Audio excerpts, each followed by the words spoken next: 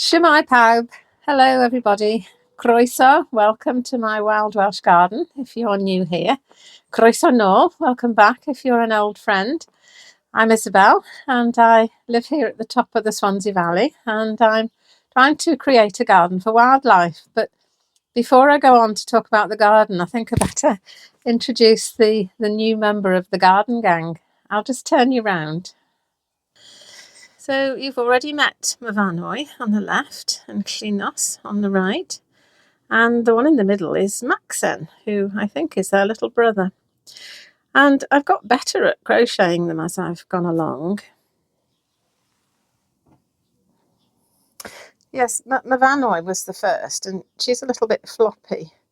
And yes, I don't think I stuffed her well enough. But Maxen is yes, quite a sturdy little chap, isn't he? So yes, I'm pleased with him. The only problem is that, of course, everybody wants one now. So yes, I've got quite a long order list, so I'm going to have to get crocheting. And I've also crocheted a new blanket for the summer house. I had lots of sort of bits and part balls and half balls of yarn, so I spent quite a few happy hours crocheting during the winter.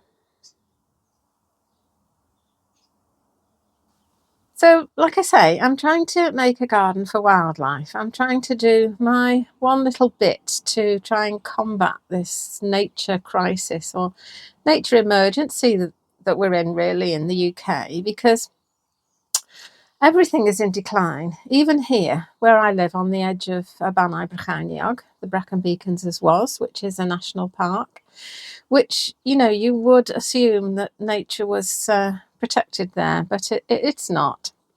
And everything is in decline here, and some of the sort of iconic Welsh upland species, particularly of birds like the ringoozle or the golden plover or the curlew, you know, they're on the verge of extinction.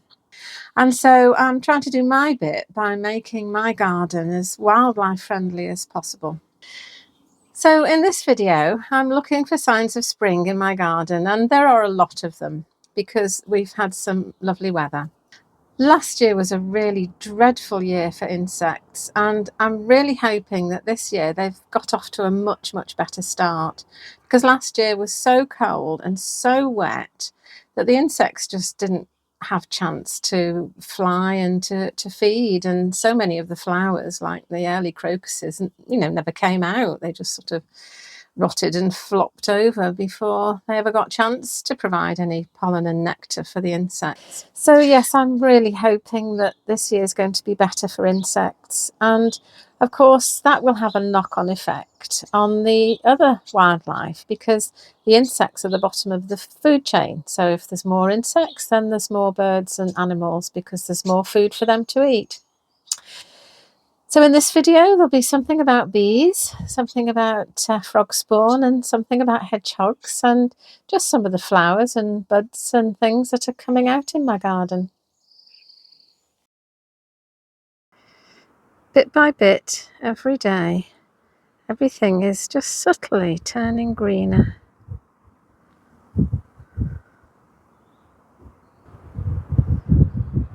And more colourful as more and more spring flowers come out.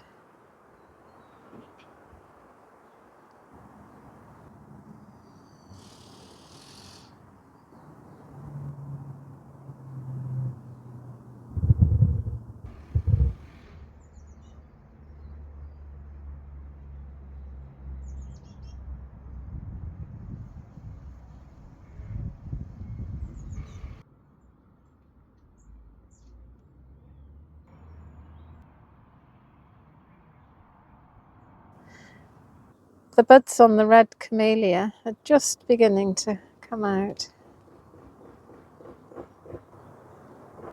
The buds on the white camellia have just started to come out too.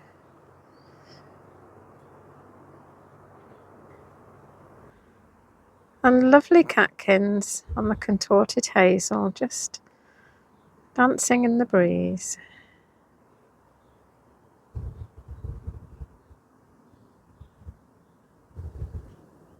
The crocuses in the lawn are pretty well over now. We had quite a lot of rain over the past couple of days, and yeah, they didn't really like it very much at all. When these crocuses first came out last week, there were several really big bumblebees very slowly visiting them. So it just shows really how sort of fragile nature is, that these crocuses, they only last a day or a couple of days really. They're so sort of delicate and fragile, and yet they serve such an important purpose for those early bees. The crocuses were just opening, just when the bees were coming out of hibernation. So it coincided exactly, and the crocuses were able to provide the pollen and nectar that the bees needed for energy to fly off and start their colonies. And these crocuses aren't native to the UK. They're native to southern Europe, I think, and around the Mediterranean and North Africa. So yeah, not native, but do such an important job for our native bees. And this is another plant that's not native. This is a Pyrrhus. This is native to Japan, I think, and China, Asia. And yet the early bees absolutely love it. Most times I've come out, there's been a bumblebee visiting the flowers.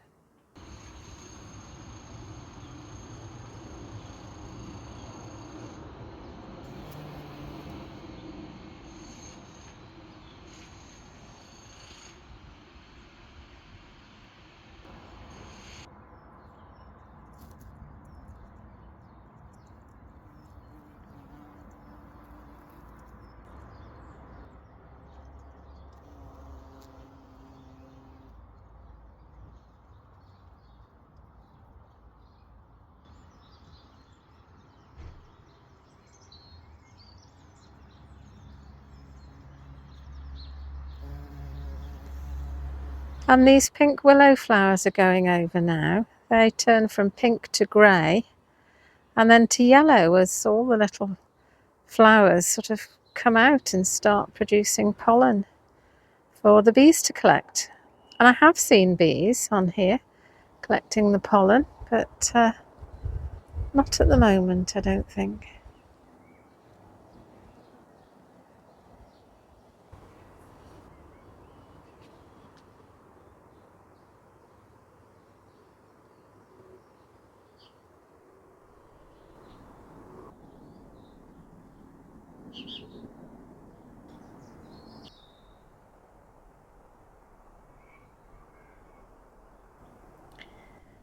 The frog spawn is developing.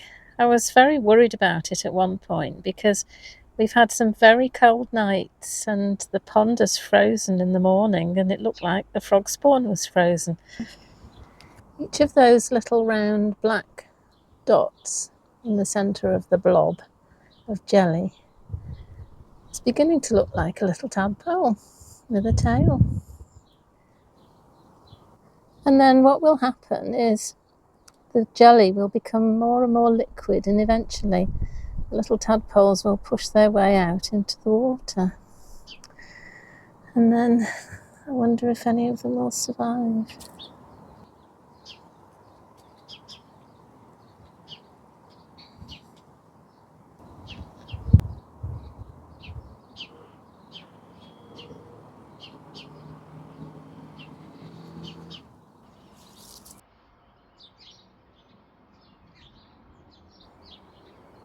In the hedge at the top of the garden, the hawthorn buds are coming out.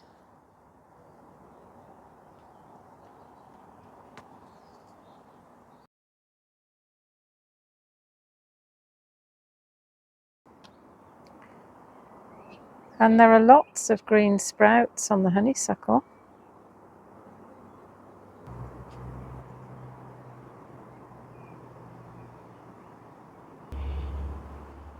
Even a little flower bud forming. And the buds on the blackthorn are bursting too. I wonder if any of these are flower buds. The blackthorn is one of the first of the hedgerow trees to come into flower before the leaves come out. I was wondering if any of the little tiny trees in my teeny tiny forest were showing any signs of life, and look.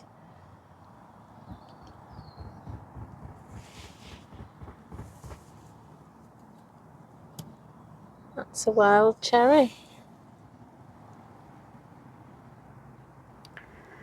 There's still not much sign of anything germinating in all these trays of wildflower seeds, but there's not much germinating in the beds yet either. The weeds aren't germinating there, so I'm not going to give up just yet. But we have lots going on in the polytunnel with the wildflowers. These are the plug plants that came from Wild Your Garden a couple of weeks ago, and they've started growing. There's the Bethany there on the left, and the wild clary, and then lady's bed straw, that's grown quite a lot, chicory, and the red valerian, more wild clary, and here we have germination. Cow parsley's germinated. How cool is that? So I sowed those last summer, end of last summer, and they've just been sitting there all winter and just started to germinate now. And I've also had germination in this tray. The only problem being that I lost the label, so I don't know what it is. But it will be exciting to see what it grows into. But one of the things that's happened this week is that my trail cam has decided to stop working. It's been so good and so reliable, and it's taken hours of footage of animals and birds in my garden in all sorts of different weathers. And it was last week in all that very cold weather that it decided that it was going to give up. And I was quite sad, really, because I've had it for a while and I've had hours of pleasure watching the video footage of the animals in my garden. And the other problem is that this model is obsolete, so of course I had to get another one. So this is the one that I've bought, and I don't really know why they have to make it look quite so scary. And of course it's all different, isn't it? And it's really hard to, when you've done something exactly the same way, sort of every day for 6 years, and you suddenly have to learn something new. So it did take me a while to get it going. But this is the footage that I caught the first evening. And I suppose, well, you can decide for yourself whether you think it's better quality. But of course, all the positioning is different and the perspective is different, so I'm going to have to work out where to put it. But yeah, so far I'm quite pleased with it, really, and I'll put in the description what it is if you're interested.